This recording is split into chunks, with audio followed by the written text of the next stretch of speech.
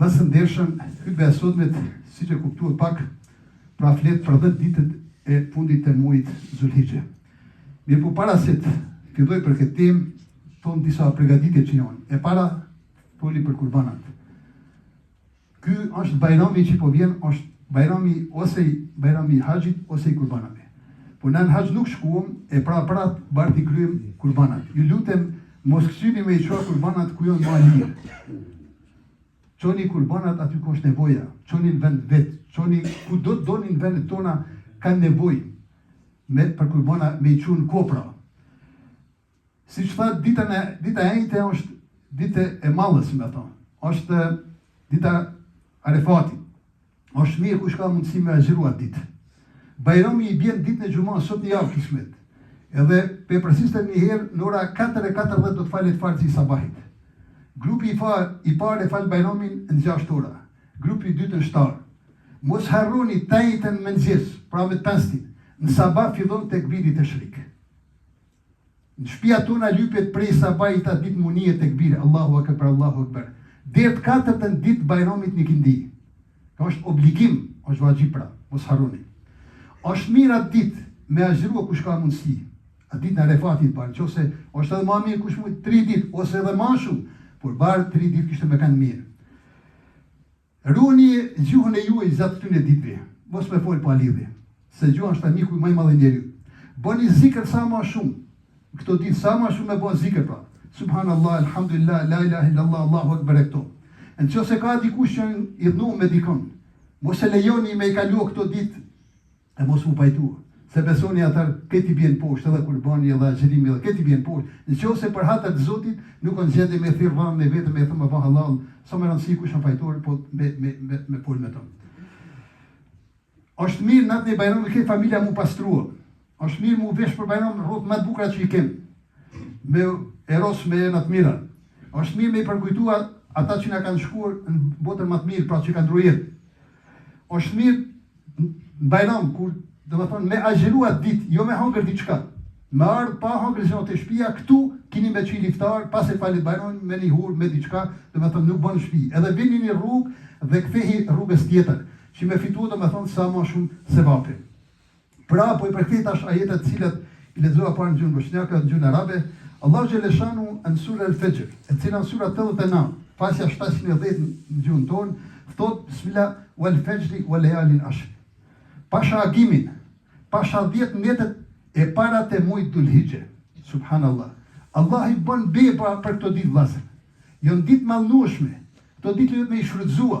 Këto ditë duhet me prit një vit më prapë këto ditë. 10 ditë e para të muajit Dhulhixhe, sipas llogaritjeve të kalendarit ton hënor, janë ditë të zgjedhura prej Allahut mes ditëve të vitit.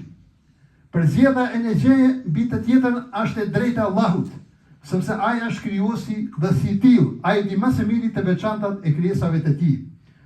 Allahu më rrot thot në Kur'an: "Wa rabbuka yakhluqu ma yasha." Allahu, Zoti yt pra, krijon çfarë të doj dhe zgjedh.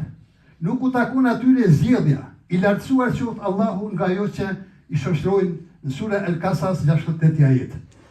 Ibn al-Qayyim thot: Allahu i madhëruar zgjodhi pra prej çdo lloji më të lartën dhe më të mirën, si zgjodhi prej melekëve Xhibrilin, prej njerëzve Muhamedit alayhis salam, prej sjelljes më të lartit, prej vendeve Mekën, prej muajve muajin e shejt, prej netëve natën e Kadrit, prej ditëve ditën e Xhuma, prej natës mesin e saj, kohën e namazit të yatsis, dhe prej njësive kohore kohët e namazeve. Vllazër të dashur, 4 muaj të shenjtë janë muaj të zgjedhur dhe të preferuar tek Zoti. Lidhur me këtë 4 muaj në Kur'an thot: me të vërtet numri i muajve të Allahu është 12, sipas librit të Allahut. Prej ditës që i ka krijuar qiellin dhe tokën, 4 prej tyre janë të shenjtë. Ky është besimi i drejtë. Prandaj mos i bëni vetes dëm duke i shkelur këta muaj. Dhalika ad-dinul qayyim fala tadhlimu fihi anfusakum. Prandaj mos i bëni vetes dëm duke i shkelur këta muaj. Pra në këto ditë bën vrejtje Allah, mos bëni gabime. Mos folni pa lidhje, mos shkoni aty ku nuk bën me shkuar. Mos bëni vetveti dëm në këto ditë, keni kujdes, se këto ditë janë këtij muaj, janë sura Teube 36 ajet, a sura Teube sura numër 9. Vllazën, keni kujdes. Pra është koha tash e haxhit. Që Allahu xhaleshanu thot edhe haxhi e lidhur me këtë muaj. El haxhu ashhuru ma'lumat. Koha e haxhillakut është në muaj të caktuar. Pra këta 3 muaj, Shevali, Dhulqada, Dhulhijhe, janë muajt e haxhit. Posaçërisht në këtë muaj është dita e Arefatit, me 5 ditë çdo haxhi lypet me kënd në Arefat. Nëse nuk krye haxh. Me 6 i bën Bajram. Pra për këto gjëra i ka bën Zoti këta muaj më të mëdhenj. Në këto 10 ditë zhvillohen shumica e ritualeve të haxhillakut, dita e Arefatit dhe dita e Bajramit. Dita e Therës Kurbanit është një nga këto 10 ditë të mira.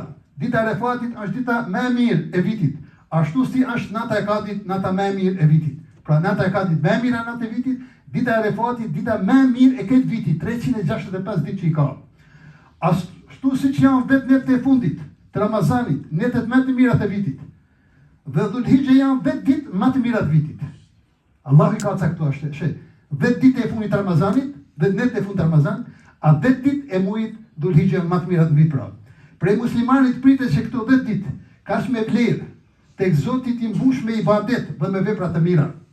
Një hadith pejgamberi thot, gjatë jetës tuaj, Zoti ju dërgon shansa, prandaj ekspozohuni ndaj tyre. Pra janë nep shansat kur vjen Ramazani mu pastrua, ti jep shansat kur vjen muaji Dhulhijhe gjithashtu mu pastrua. Her pas here Allahu i lartësuar na afron shansa të ndryshme në sezona të ndryshme. Këto shansa i shfrytëzojnë njerëzit e bindur dhe të devotshmit. Është e njëjta gjë që ndodhi me biznes të cilat kanë sezone të caktuara, ku të ardhurat e tyre shtohen maksimalisht. Allahu i plotësishëm ka dashur se edhe ata që synojnë krahasinë e botës tjetër, të kenë shansën e tyre për shtimin e sevapit dhe shpërblimit. Kështu muaji i Ramazanit, 10 ditë e Dhulhijhes, 4 muaj të shenjtë janë sezon dhe shans për shtimin e shpërblimit. Të gjitha këto janë shans të cilat Zoti u afron robëve të tij për t'u afruar më shumë me krijuesin e tyre nëpërmjet veprave të mira dhe distancimit nga gjanat e këqija. Vllazën, i lutem Allahu xhaleshanu xhelalu të përfuqishëm, të na ndihmojë të shfrytëzojmë sa më mirë këto ditë që vijnë, duke bërë sa më shumë ibadete dhe punë të mira.